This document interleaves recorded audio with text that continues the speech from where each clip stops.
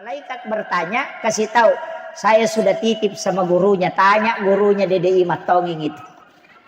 Maka ibu sudah bebas. Tapi kalau ibu kasih keluar anaknya, kemudian mungkin di sekolah, di SMP, di SMK, di SMA, kemudian dia tidak sholat, maka ibu akan ditanya kelak di hari kemudian. Dan yang tanggung jawab pasti ibu, karena anak kembali ke rumah. Ketika anak di pesantren, kita lepas karena yang punya tanggung jawab adalah guru.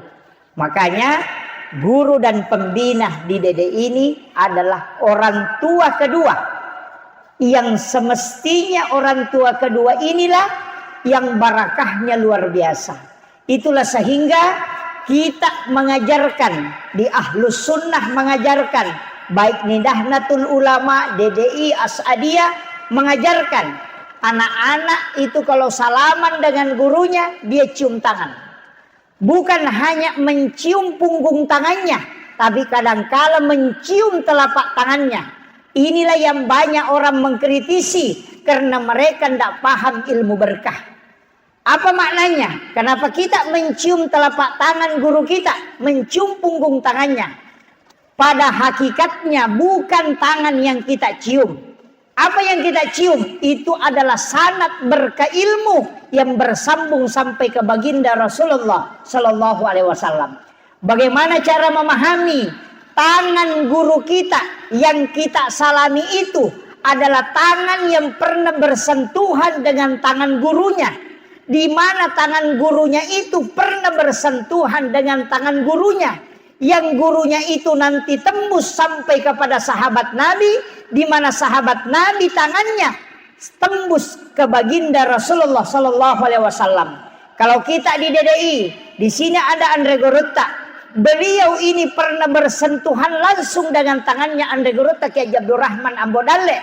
Telapak tangannya dengan telapak tangannya Andre Gurutta itu bersentuhan. Telapak tangannya Andre Gurutta Kiai Abdurrahman Ambodalle bersentuhan dengan gurunya yang ada di Mekah. Dan ulama yang ada di Mekah itu bersentuhan dengan gurunya yang tembus sampai kepada sahabat. Dan sahabat Nabi yang tangannya tembus ke baginda Rasulullah Sallallahu Alaihi Wasallam. Itulah yang kita salami. Pada hakikatnya bukan telapak tangan, tapi sanad ilmu dan keberkahan yang pernah melekat di tangannya. Itu yang kita cium. Bukan tangannya secara kasat, tapi hakikat keberkahan yang ada di dalamnya. Ini yang banyak orang tidak paham. Itulah kenapa anak-anak diajarkan salaman. Yang sekarang banyak orang protes. Ini di pesantren tidak boleh hilang. Pesantren itu ruhul jihad. Ada. Karena anak-anak berjihad sendiri. Biarkan anak-anak kita di sini. Ada dalam tarekat itu namanya mematikan dan menghidupkan. Kalau ada anak terlalu sombong, itu caranya mematikan kesombongannya, suruh cuci WC. Langsung berhenti sombong itu. Itu namanya mematikan dan menghidupkan kalau dalam tarekat. Kalau ada orang kikir, ambil terus barangnya. Berhenti kikir itu. Begitu. Di pesantren begitu, Pak. Iya. Dan pasti ada masalah. Karena di pesantren itu orang dicuci. Mungkin bisa kita perhatikan. Anak kita masuk 2 bulan, 3 bulan akan kena penyakit gatal. Itu seperti cacar. Ada di tangannya bengkak-bengkak. Itu kadang orang tua mengatakan, kenapa anakku gatal-gatal? Itu penyucian pertama ketika anak masuk pondok. Mungkin ada makanan kotor di dalam tubuhnya itu sudah mulai dikeluarkan dengan penyakit itu. Nanti 4 bulan kemudian anak itu kena penyakit kayak tipes. Kadang demam tinggi kemudian hilang. Itu penyucian kedua. Sebenarnya itu tahapan tariqah di dalam pondok pesantren yang kadangkala kita menganggap itu penyakit, padahal itu adalah penyucian. Makanya kalau ada anak sakit-sakit sedikit di pondok kemudian dibawa pulang ke rumahnya, pasti tambah parah. Biarkan dia di pondok. Kenapa kata Nabi? Man kharaja fi baitihi li talibil ilmi fa huwa syahid hatta yarji. Siapa yang meninggalkan rumahnya untuk menuntut ilmu, maka dia berjihad di hadapan Allah. Kalau dia meninggal, maka dia mati syahid. Makanya biarkan anak-anak kita di pondok. Doakan dan insya Allah akan sembuh. Karena memang pondok adalah penggemblengan. Cuma memang kalau anak tak yang masuk itu luar biasa, akhlaknya bagus, sudah cerdas, ya tinggal dipoles. Karena pesantren itu Pak seperti bengkel. Saya katakan pesantren itu seperti bengkel. Kalau di bengkel itu Pak, kalau mobil tergores masuk tinggal diamplas, baru dicat ulang, langsung bagus.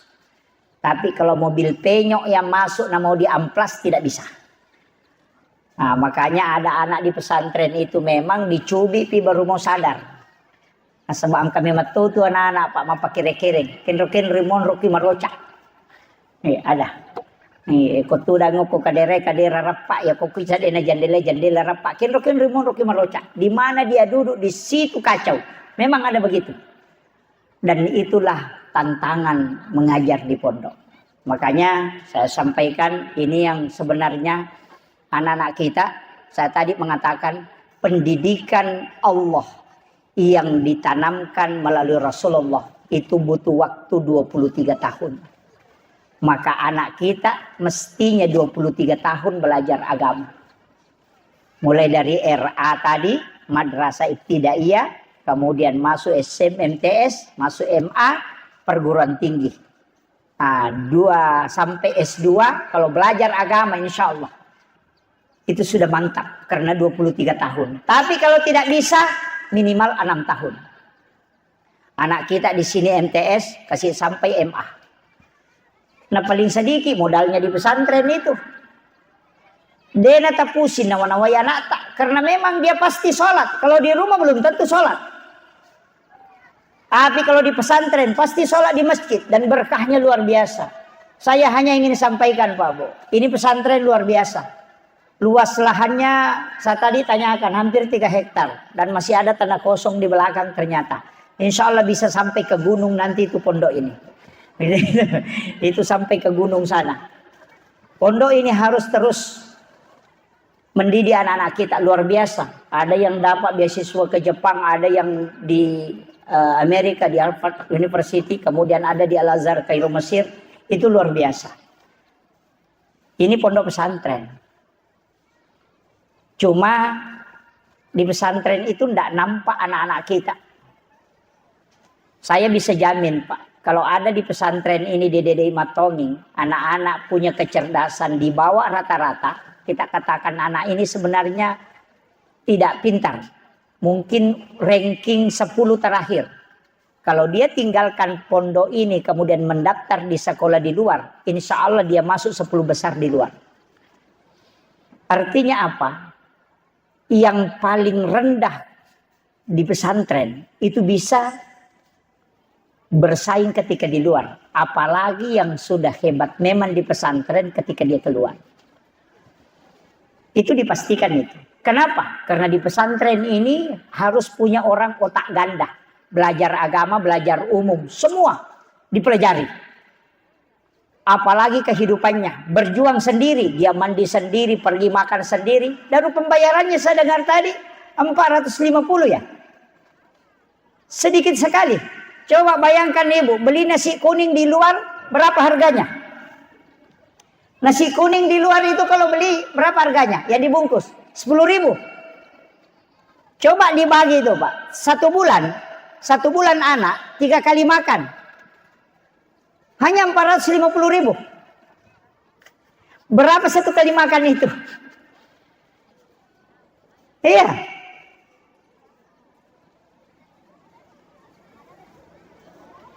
Artinya, seandainya tanya barakah ke pesantrennya itu tidak cukup. Tapi karena berkah, insya Allah cukup. Makanya anak-anak kita di sini dididik, dilatih, mandiri. Biarkan anak kita di sini dulu digembleng. Selama 6 tahun atau mulai dari RAMI sampai Madrasah Aliyah. Setelah itu keluarkan di perguruan tinggi. Yakin insya Allah itu adalah aset yang luar biasa. Ibu tidak usah khawatir. Dunia akhirat sudah selamat. Didoakan. Apalagi pondok pesantren ini Darul Dakwah Wali Irsyad masih ada Gurutta. Beliau bersama Anda Gurutta Kiai Abdurrahman Ambodalle. Kenapa? Saya sangat kagum dengan Anda Gurutta Kiai Abdurrahman Ambodalle. Pendiri Darul Dakwah Wal Irsyad ini bukan orang sembarang Pak Bu. Beliau adalah waliullah, kekasih Allah, dan sangat masyhur. Apanya yang masyhur? Masyhur karamahnya beliau bukan hanya di Sulawesi Selatan, tapi di Kalimantan, di Papua. Saya dapat banyak cerita langsung dari murid-murid beliau. Andai Gurutta tadi saya kasih tahu, saya ketemu dengan, ini penting saya ceritakan, saya ketemu dengan muridnya Gurutta di Kendari. Pada waktu itu dia sampaikan saya, Pak Ustadz, DDI itu dulu masih belum nama DDI, masih Madrasah Arabia Islam. Karena Gurutta dari Asadia, kemudian mendirikan mengajar di Mangkoso. Kemudian dia kasih nama Madrasah Arabia Islam pada waktu itu. Dan saya dikirim ke Kendari ini untuk mengajar. Saya disuruh bawa kitab, tapi saya tidak bisa baca kitab. Cuma kitab itu Gurutta kasih, dia kasih tahu, nanti kalau kau mau mengajar, bangun tengah malam, sholat sunnah 2 rakaat, kemudian kau buka itu kitab, kemudian kau baca. Yang kau baca itu, itulah yang kau ajarkan kalau subuh hari di anak-anak. Itu di Kendari waktu itu. Jadi itu yang dia lakukan. Hari pertama tiba, dia belum bangun. Bila nanti besok baru dia mulai.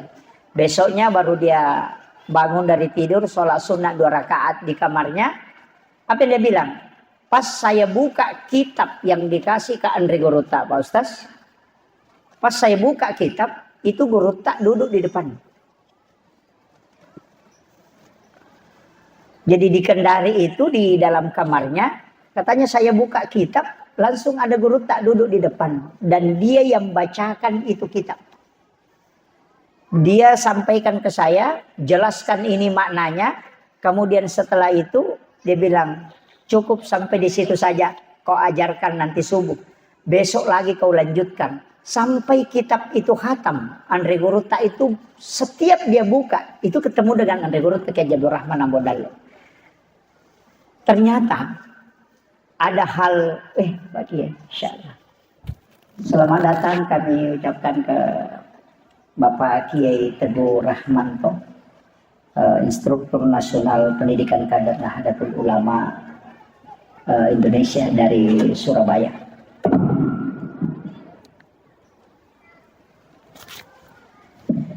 Juga kami ucapkan selamat datang kepada kakanda sahabat Dr. Jailani selaku Ketua Televisiah PCNU Kabupaten Bantaeng. Jadi saya lanjutkan. Andre Gurutta itu luar biasa. Beliau adalah waliullah yang sangat masyhur. Dan saya sering sampaikan, kenapa kami berpegang teguh ke Ahlus Sunnah wal Jamaah. Karena itu tidak diragukan. Sekarang ini kan banyak yang membid'ahkan Barasanji, membid'ahkan ini, semua disalahkan. Saya itu selalu putar balik saja itu penjelasan. Saya tidak pakai dalil, tidak banyak pakai neko-neko. Saya cuma kasih tahu. Ulama yang mengajarkan kami baca Barasanji, ulama yang mengajarkan kami ziarah kubur, ulama yang mengajarkan kami tahlilan, ulama yang mengajarkan kami baca doa itu kalau sudah lebaran. Itu waliullah, meninggal dalam keadaan menjadi wali dan kematiannya itu baik.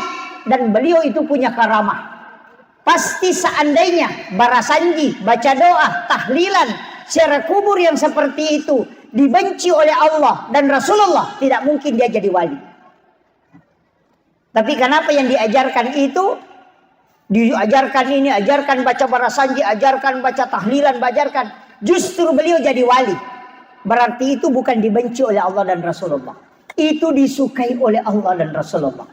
Karena seandainya itu dibenci, tidak mungkin dia jadi wali. Kemudian coba dibalik. Nah ini untuk guru-guru dede ini. Coba dibalik. Yang melarang Barasanji, yang melarang baca doa, yang belajar melarang tahlilan. Carikan saya ulamanya ada yang jadi wali.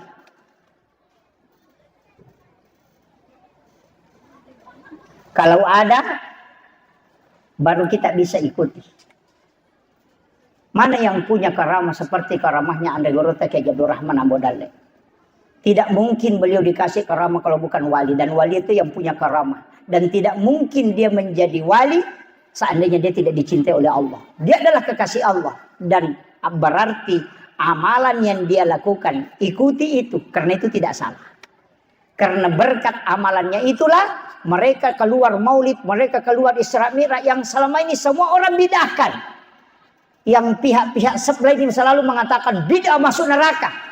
Padahal apa yang diajarkan Andre Gurutta itu, keluar ke Banteng di sini ceramah maulid, pergi sana berasaji, pergi ceramah Isra Mi'raj, dan beliau menjadi wali. Berarti apa yang beliau ajarkan, apa yang dia lakukan itu disukai oleh Allah dan Rasulnya. Tapi coba balik yang melarang orang maulid, melarang Isra Mi'raj, melarang tahlilan, melarang berasaji, ada gak ulamanya jadi wali? Itu aja. Makanya kita mau ikuti yang mana? Yang jelas jadi wali ulamanya karena amalannya, atau baru mau menerka-nerka ikut ini. Nah, ini makanya cuma memang kadang-kala kita di DDI, di NU ini dikala promosi. Nah, ini kadang-kala dikala promosi ya. Itu sama aja dengan pisang goreng dengan pisang nugget. Gitu. Kalau pisang goreng ya itu orang tua yang bikin dulu. Kalau pisang nugget ya itu sudah dijual di warkop. Padahal sama aja juga. Pisang juga itu. Itu kadang karena istilah modern. Makanya saya wasiatkan anak-anakku jangan tinggalkan. Tadi saya dengar ada ditanya sudah mau keluar di sekolah SMK, SMP, SMA di luar. Jangan. Ambil berkah di pondok ini. Cuma memang itu pondok pesantren, Pak. Kadang kalau di kampung begini, jarang orang kampung mau masuk itu. Yang dekat-dekat. Kadang yang jauh-jauh itu. Kenapa? Karena tertutupi. Kadang juga ulama begitu.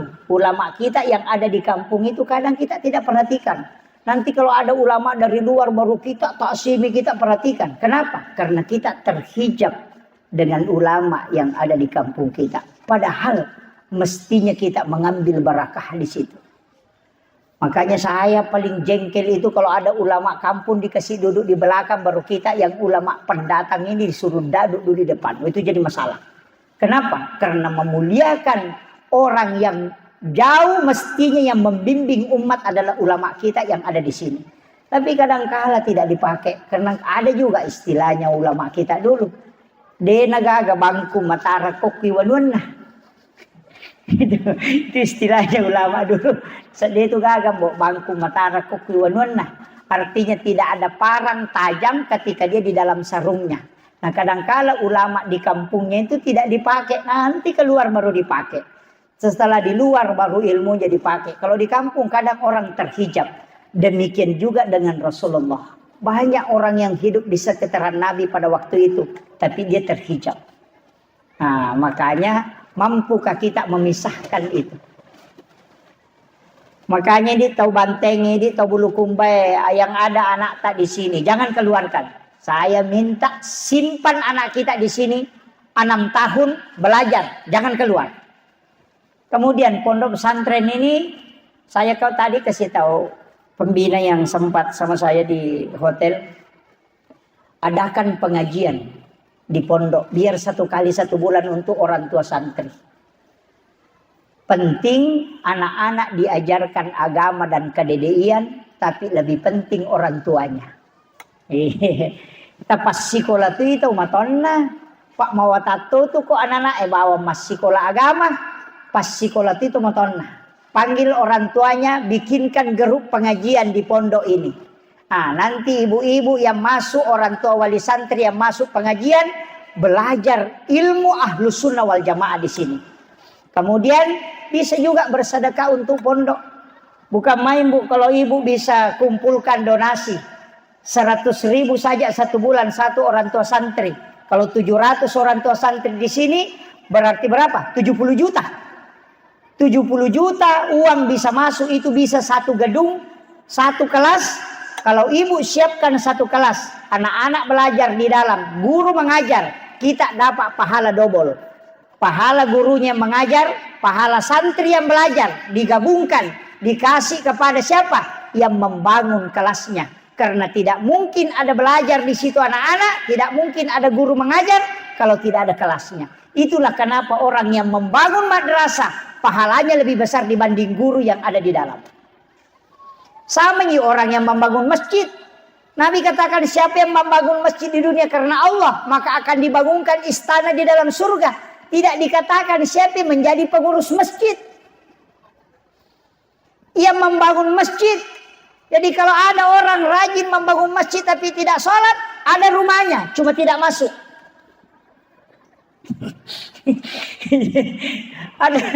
ada rumahnya di surga tapi tidak masuk. Tapi kalau ada orang rajin sholat, tidak rajin sedekah, masuk, tidak ada tempatnya. Makanya bangun ki. Tapi ada satu sedekah jariah yang paling bagus, mengalirkan air. Di pondok ini harus ada sumur bor. Iya. Seakan kalau ada sumur bor, kasih banyak-banyak sumur bor. Karena sumur bor itu Pak Bu, pahala amal jariahnya luar biasa. Kalau anak-anak pakai berwudu, itu kita dapat pahala. Wudunya dipakai sholat, kita dapat pahala lagi. Sudah sholat dia baca Quran, kita dapat pahala lagi. Dia berzikir, kita dapat pahala lagi. Kemudian dia belajar, kita dapat pahala lagi. Air wudu yang menetes ke tanah kemudian diminum oleh semut, itu menjadi sedekah. Turun ke akar rumput, itu juga menjadi sedekah. Turun ke akar tanaman, kemudian tanaman itu berbuah, maka itu menjadi sedekah. Sekali kita menyiapkan air, maka terus mengalir air itu dipakai. Makanya ada 700 mungkin atau ada 600 santri di sini. Ketika dia meminum air itu 40 hari 40 malam tidak habis di dalam perutnya. Itulah pahala yang terus mengalir. Makanya mengalirkan air itu adalah pahala jariah yang sungguh sangat luar biasa. Dan itu disebutkan dalam hadis Bukhari Muslim. Makanya pengadaan sumur bor itu luar biasa. Tapi ada pahala yang lebih tinggi lagi. Saya ngaji sama Rois Surya PCNO Kabupaten Sidra beberapa bulan lalu. Beliau sempat sampaikan salah satu hadis. Hadis ini pernah saya disampaikan oleh mursyid Tarekah. Tapi saya agak kurang yakin pada waktu itu. Tapi setelah beberapa kali saya dengarkan, oh ternyata hadis ini memang sanadnya hasan. Kenapa? Rasulullah pernah mengatakan ada di antara umatku itu tidak digiring kepada mahsyar. Nah, ini penting ini. Ini jalur pintas masuk surga tidak melalui siratal mustaqim. Ada di antara umatku kata Nabi yang tidak ke mahsyar. Baru berjalan menuju ke mahsyar, Allah sudah memerintahkan malaikat untuk menjemputnya, dibawa ke ila rafiqil a'la, dari rafiqil a'la kemudian dia dimasukkan ke dalam surga. Jadi dia tidak antri di padang mahsyar, tidak melewati titian siratal mustaqim dan juga tidak ditimbang amalnya. Siapa kata sahabat? Siapa itu ya Rasulullah? Rasulullah mengatakan orang yang bersedekah yang tidak tahu siapa yang disedekahi. Dan yang disedekahi tidak tahu siapa yang mensedekahi. Nah ini ibu-ibu para dermawan, wali santri saya ingin kasih tahu. Ini amalan rahasia sebenarnya. Tapi tidak apa-apa saya buka. Ini bisa dipakai tawassul. Kalau ada penyakit dokter sudah angkat tangan, pakai ini amalan ini. Namanya bertawassul dengan amal soleh. Caranya bagaimana? Di pesantren ini bisa. Telepon pimpinan pondok atau ketua yayasan atau telepon pembina di sini. Adakah anak yatim piatu di situ yang sekolah? Kalau dia mengatakan ada, berapa pembayarannya 1 bulan? Misalnya mengatakan 450.000. Sampaikan ke pembina, saya mau tanggung 1 anak untuk pembayarannya setiap bulan. Tapi tidak usah kasih tahu saya siapa anak itu. Dan tidak usah sampaikan anak itu siapa yang membantunya. Jadi tidak usah ke pondok sini ketemu dengan anak itu. Transferkan saja setiap bulan ke rekening pondok. Tanpa kita mengetahui siapa yang kita bantu. Jadi nanti anak itu ketika dia menghafal Quran 30 juz. Kita tidak pernah tahu bahwa saya yang membantu anak ini dulu ketika dia sekolah di pondok. Ketika anak itu keluar dan berhasil. Kita tidak pernah tahu siapa yang kita bantu dulu. Dan anak itu juga tidak tahu kalau kita yang membantunya. Itulah yang disebutkan oleh Rasulullah. Yang bersedekah tidak tahu siapa yang disedekahi. Dan yang disedekahi tidak tahu siapa yang mensedekahi. Nah, Kan sekarang beda Pak, kalau caleg bersedekah beda. Dikumpul anak yatim, kasih naik di atas panggung, baru dibagikan amplop, baru disorting. Oh itu pameran anak yatim namanya. Itu masih di blender Pak, itu belum langsung itu. Kalau mau langsung, pakai itu. Tidak tahu siapa yang kita bantu. Kenapa kalau kita tahu, bisa jadi masalah.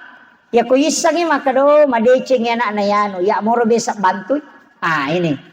Atau anak itu tidak memperhatikan kita. Biasa kita bilang, anak-anak dia sama terima kasih. Dia tidak bisa berterima kasih. Padahal saya membantunya dulu waktunya sekolah.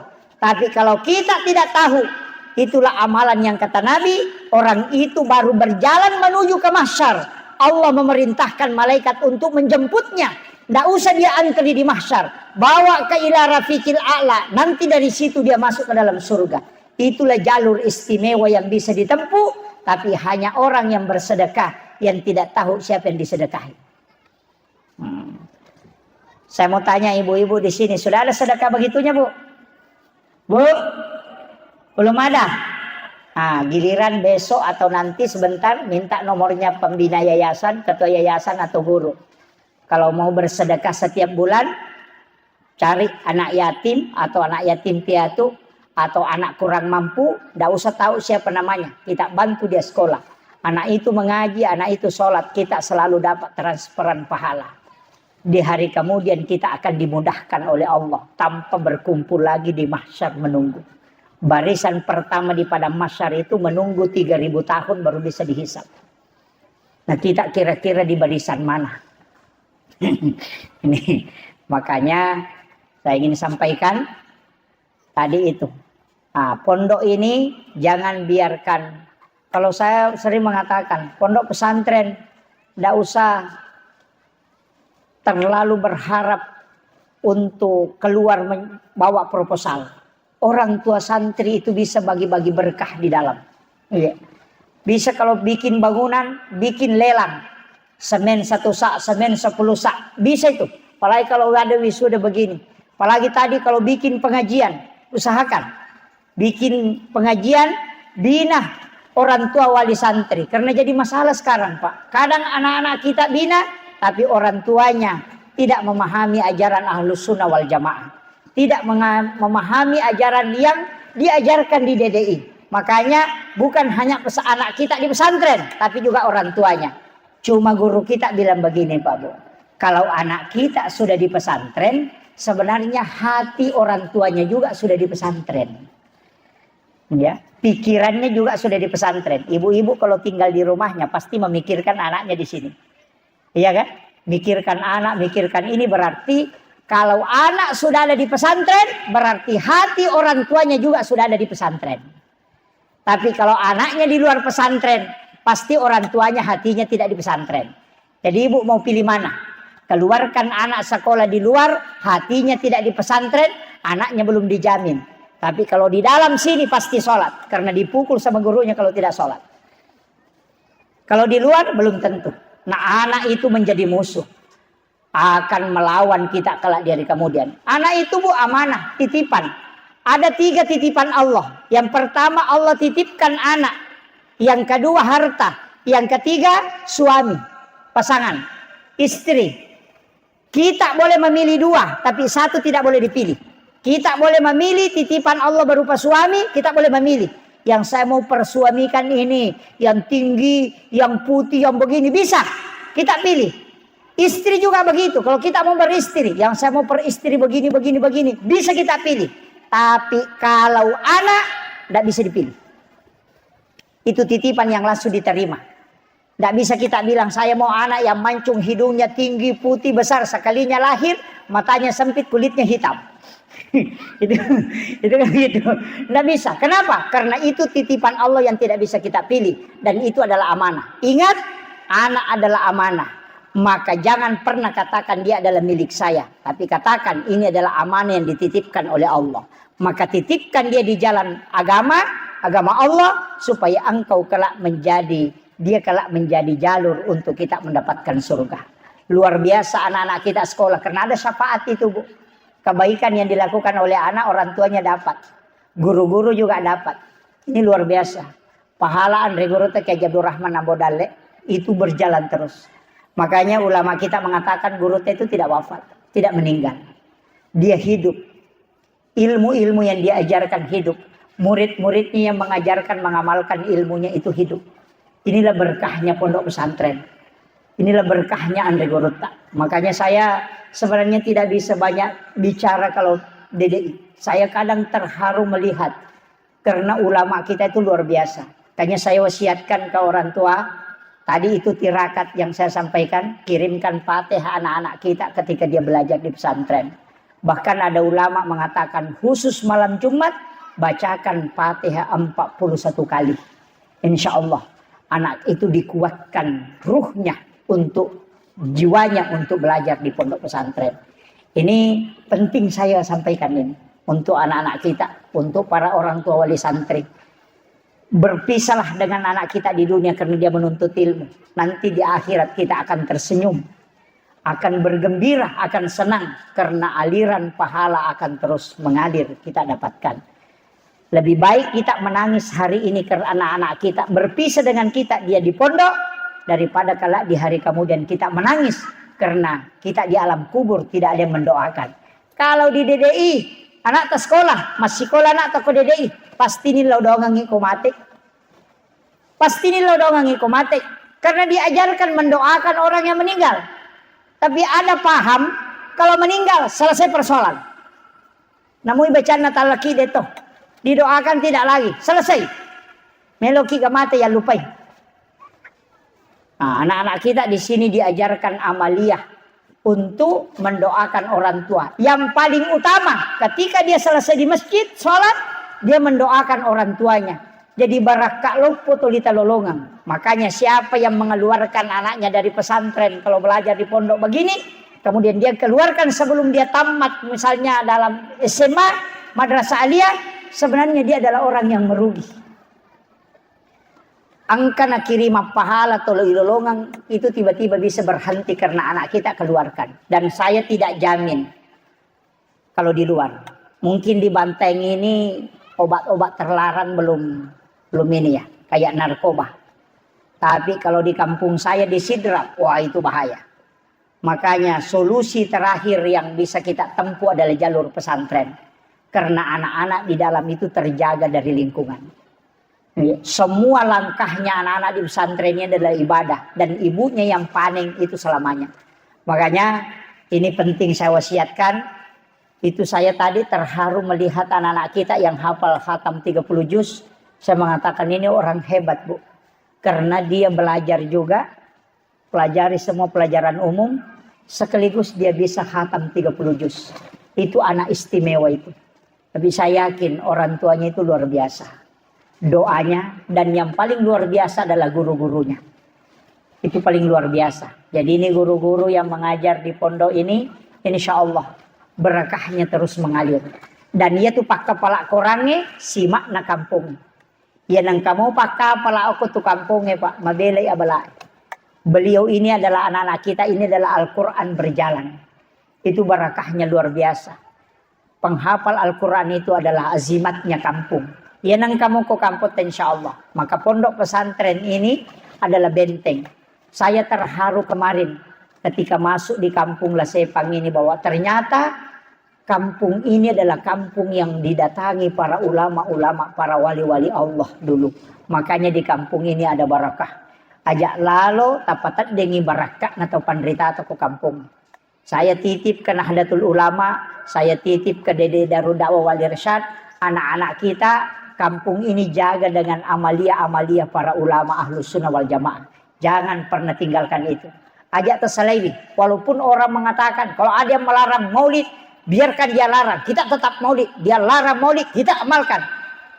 Lai sampai matu nih gacau. Ya kemalarangnya cau atau iya tengnya cau. Ya saya kan begitu. Kalau dia larang, saya lakukan. Dia larang. Pokoknya nanti siapa yang lebih dulu kalah.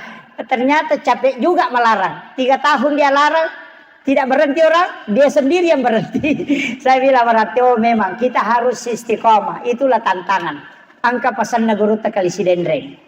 Kiai Abdul Muh.Yusuf, ulama kami dari Bugis Kabupaten Sidrap. Aganasan, ini untuk guru-guru.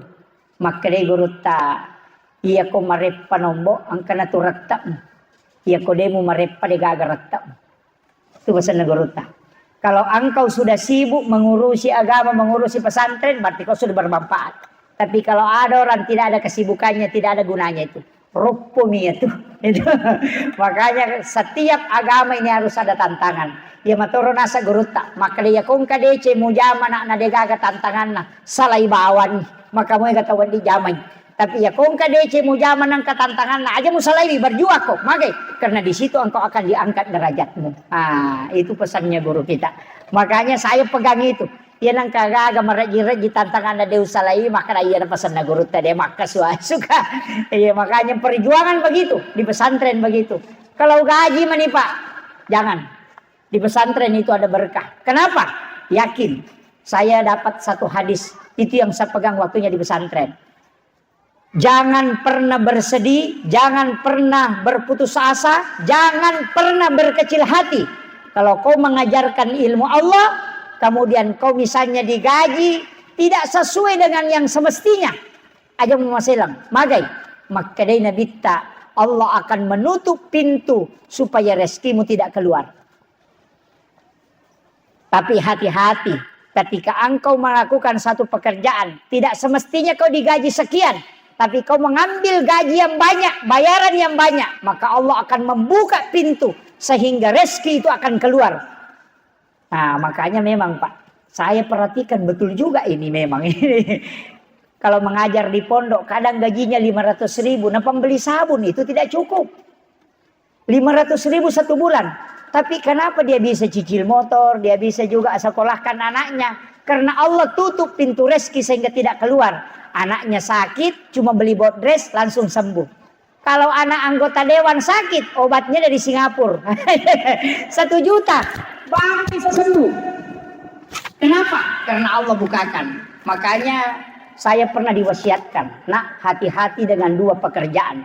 Tapi saya tidak mengatakan ini pekerjaan dilaknat. Tapi saya mengatakan guru kami berpesan, hati-hati dengan 2 pekerjaan. Yang pertama, menjual air galon. Ini pesan guru kami. Tidak ada penjual air galon itu nak sukses. Karena sebenarnya air itu adalah sedekahnya Allah kepada hambanya. Mesti digratiskan tapi dijual. Kalau penjual air botol bisa, penjual es batu bisa. Tapi air galon, apakah ada yang untung? Kemudian yang kedua pasenso. Bilang Gurutta itu ku pasenso, nak dia itu gagal mak bola gara-gara masenso. Dia itu pasenso, ya lena matambang aja, lena maga tapi dia nak kibawa bola. Karena dia membunuh kayu. Itu dicabut barakahnya. Natambay Gurutta maka ada pas servis gulukas, pas servis televisi, angka gama leceng. Gurutta, saya perhatikan, kenapa begitu Pak? Saya tanya, kenapa begitu Pak Ki? Magina ke makoro. Nah semedarila dia tuh nak pas servis televisi, kabal mina loko televisi solangnya napa na solder napa kemaja teh 100 sebu. Padahal kumilir goga 5 sebu rupiah alina. Napa kemaja teh 100 sebu. Jadi tidak semestinya diambil sekian banyak, tapi dia mengambil banyak sehingga Allah mencabut berkah rezekinya sehingga tidak pernah cukup. Makanya hati-hati bapak-bapak yang pejabat, ambillah rezeki sesuai dengan apa yang kita semestinya. Karena kalau mengambil yang tidak semestinya, Allah akan membuka jalurnya sehingga rezeki itu keluar mengalir deras sehingga tidak pernah cukup. Tapi ketika engkau bekerja, jangan khawatir kalau mengatakan tidak sesuai bayarannya, karena Allah akan tutup pintu rezeki sehingga dia tidak keluar rezekimu. Selalu cukup kau gunakan apa yang telah Allah berikan walaupun nilainya sedikit kelihatan. Ini yang harus dipegang para guru-guru yang ada di madrasah. Karena yakin kalau hitung-hitungan materi tidak mungkin. Tapi kalau barakah insya Allah. Nokko dede itu angka barakah ilalannah. Saya tadi tanyakan apakah ada sumur di sini yang ditinggalkan Andre Gurutta ke Jabdur Rahman Abodale. Karena hampir semua madrasah Darul Dakwah Wal Irsyad itu pondok pesantren kayak di Kersik Putih di mana. Ulama kita dulu itu biasa ada sumur. Di sumur itu dia pernah ludahi. Dia doakan. Gurutta itu meludahi. Saya dapat sumurnya Gurutta satu di Siwa. Ada di dekat Masjid Jamiatul Khairiyah itu di belakang Pasar Siwa. Sumur itu sumur cincin. Dan airnya itu warna kuning dan asin. Ketika Gurutta pergi ceramah, diundang ceramah di sana, dia mau cuci kakinya pakai air itu. Pemilik sumur mengatakan, jangan Pak Kiai, itu airnya kotor. Kuning airnya Pak Kiai, dan itu asin. Karena dekat laut Pak Kiai. Kita naik aja, nanti di sini ambil air. Gurutta bilang, tunggu dulu. Kasih saya air 1 gelas. Dikasihlah Gurutta air 1 gelas, kemudian Gurutta ludahi.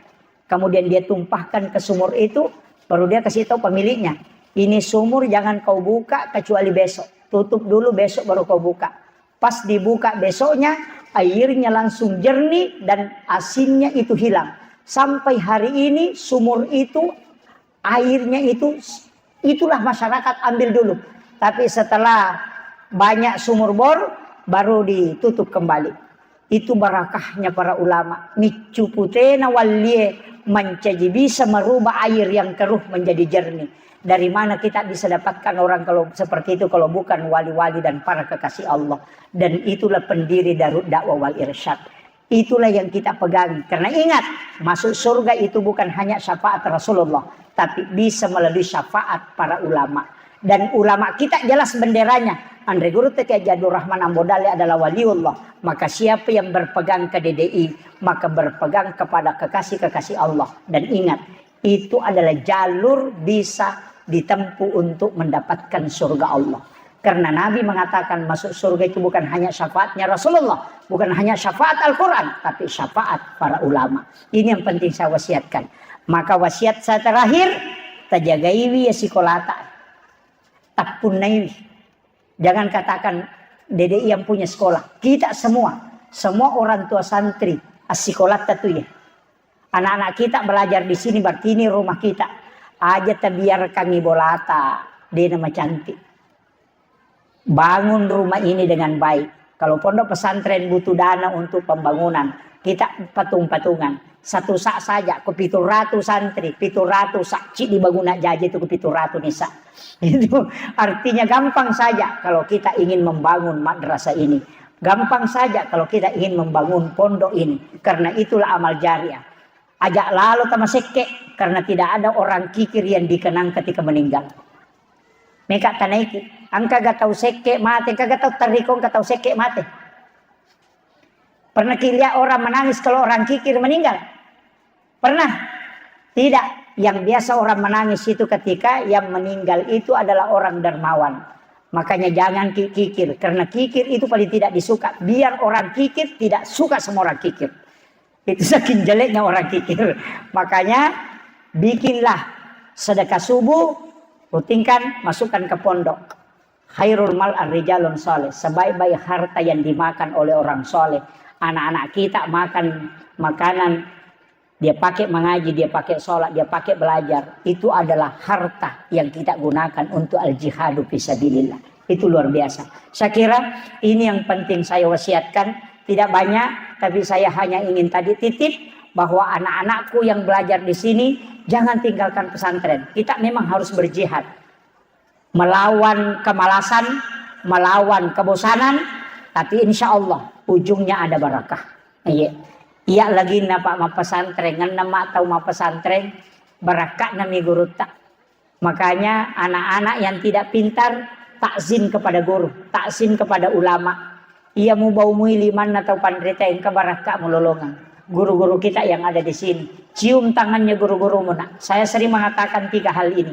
Siapa yang mau berhasil, santri mau berhasil 3, muliakan orang tuamu. Dalam hal ini kedua orang tuamu, yang kedua muliakan gurumu. Ketika engkau memuliakan guru, maka engkau akan mendapatkan keberkahan. Coba kalau ada anak, ini yang penting yang mau tamat ini nak, yang tahun ini kalau ada yang keluar. Saya kasih tahu yang madrasah aliyah. Kalau kau pernah kasih menangis gurumu karena jengkel, datang minta maaf sebelum kau mengangkat kaki dari pesantren ini. Kalau kau pernah membuat salah satu pembinamu atau gurumu di pesantren ini menangis karena jengkel, gurumu itu jengkel mungkin karena kau yang kasih jengkel, maka datang minta maaf. Kenapa? Kalau kau tidak datang minta maaf, saya jamin hidupmu nanti di luar akan susah. Kalau ada anak pesantren keluar dari pondok susah dapat jodoh, itu pasti ada masalah dengan gurunya di dalam dulu. Mungkin dia pernah kasih menangis gurunya. Kemudian yang kedua, mungkin ada orang ketika dia belajar di pondok, ada gurunya yang dia bikin susah, atau orang tuanya yang bikin susah guru di situ. Maka lihat anaknya kalau keluar. Saya pernah catat-catat anak yang pernah kasih menangis guru karena jengkel di pondok, dan saya lihat kehidupannya sekarang. Baru 10 tahun saya amati Pak Bu, itu terbukti. Makanya kalau ada anak keluar dari pesantren tidak bisa dapat pekerjaan, bekerja pun tidak bisa berhasil, sudah kerja ini gagal, kerja ini gagal, itu karena dia tidak mengambil barakah dari gurunya ketika dia meninggalkan pesantren itu. Kenapa ada penamatan seperti ini? Mestinya anak itu salaman dengan gurunya, minta dimaafkan dan diberkahi semua ilmunya, minta diridhahi, kemudian keluar. Insya Allah, tidak usah khawatir, kau akan mudah dalam menjalani hidupmu. Tapi ketika kau tidak lakukan itu dan pernah kau kasih menangis gurumu, ingat. Katakan saya pembohong kalau kau hidupmu baik di luar. Makanya kalau ada anak pesantren lambat menikah atau lambat dapat pekerjaan kalau keluar, itu karena ada masalah ketika dia tinggal di pesantren. Kalau ada orang tua wali santri di sini pernah mondok, pernah kasih menangis guru, nakanya dia belum pernah minta maaf. Kalau gurunya masih